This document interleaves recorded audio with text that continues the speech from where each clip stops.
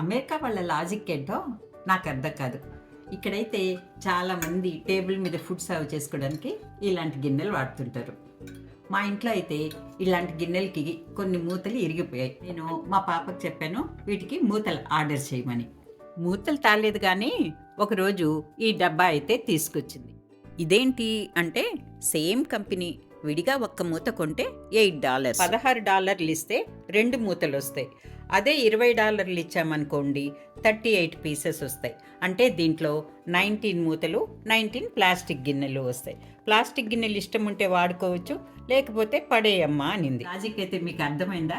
2 మూతలు అయితే $16, అదే 38 పీసెస్ వచ్చి, కాకపోతే గిన్నెల మటుకు ప్లాస్టిక్వి, మూతలైతే సేమ్. దీని మూతలైనా ఇలా ప్లాస్టిక్వే వస్తాయి. ఇవన్నీ కలిసి $20. అందుకని చెప్పి ఇలాగే కొనేస్తూ ఉంటారు ఇక్కడ వాళ్ళు. ఇదే నాకు